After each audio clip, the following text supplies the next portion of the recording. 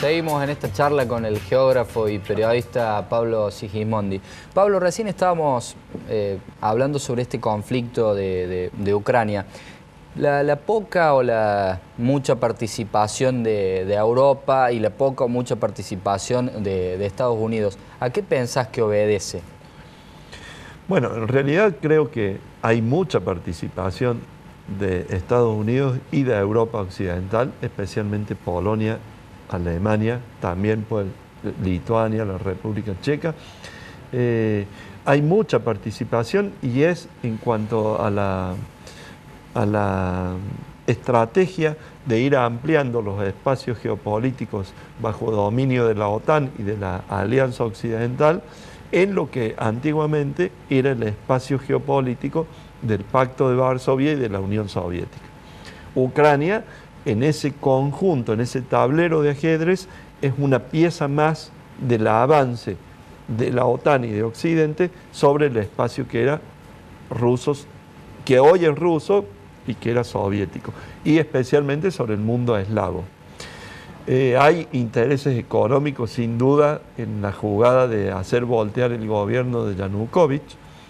Hay intereses, Ucrania tiene, además de gas, tiene uno de los suelos más fértiles del mundo, el Chernozón, el suelo negro, y eso es muy apetecible por las grandes compañías, especialmente productoras de agronegocios, que en el método todavía primitivo de la agricultura ucraniana ven un enorme potencial de desarrollar un mercado muy grande ahí.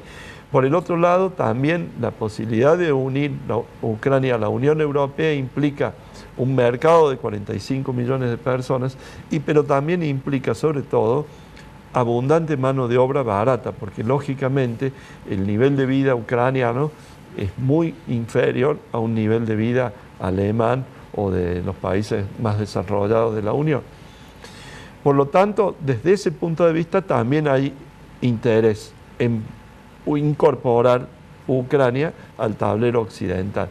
Y del otro lado está Rusia, que de alguna manera en Ucrania ha puesto un freno a ese permanente expansionismo y agresión que desde el punto de vista ruso viven desde el fin de la Unión Soviética y que ha hecho que todos los espacios que antiguamente formaban el bloque oriental, ese colchón, esa zona buffer que tenía la Unión Soviética en todos los satélites de Europa Oriental desde la cortina de hierro hacia el este, y dentro de la propia Unión Soviética ha ido metiéndose cada vez más la Alianza Atlántica y Europa. ¿Y cómo? Y esto tiene, una concepción geopolítica en el espacio ruso muy grave, porque Rusia ha vivido en la historia, en su historia, ha vivido invasiones venidas de Occidente, la de Napoleón, la de Hitler, y de alguna manera, sin ser una invasión militar, también lo ve a esto como una nueva entrada de Occidente a su espacio político. ¿Y cómo vive la gente el paso del comunismo al capitalismo?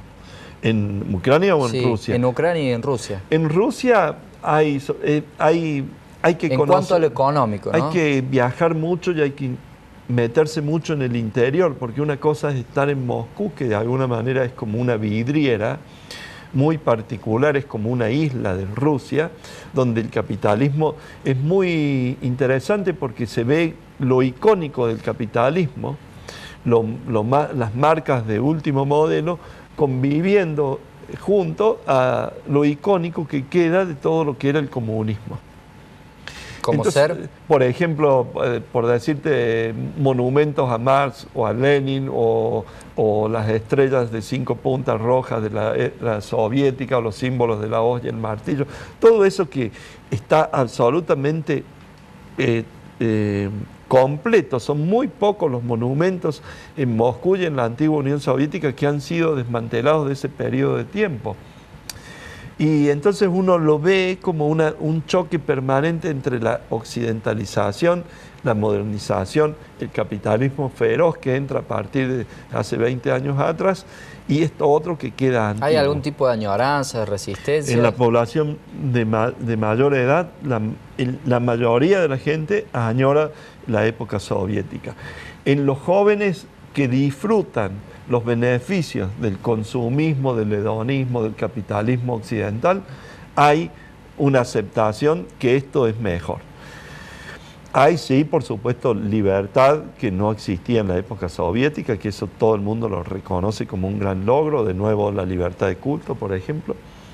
Y sí creo que hay también desde el punto de vista desde la concepción geográfica rusa, una enorme conciencia que lo que está haciendo ahora el presidente Putin en la crisis de Ucrania es lo correcto. El 80% o más de la población apoya totalmente las acciones que ha hecho Putin, tanto de anexar la península de Crimea, que valga la pena comentar, Crimea históricamente fue siempre territorio dentro de Rusia, fue, digamos, un accidente histórico que en 1954 Nikita Khrushchev, que era el dirigente de la Unión Soviética y que era ucraniano, haya cedido Crimea a Rusia. Esto es también una de las grandes... Nunca se pensaron tampoco que se iba a disolver la Unión Soviética. Exactamente, ¿no? Era un espacio donde todo era común.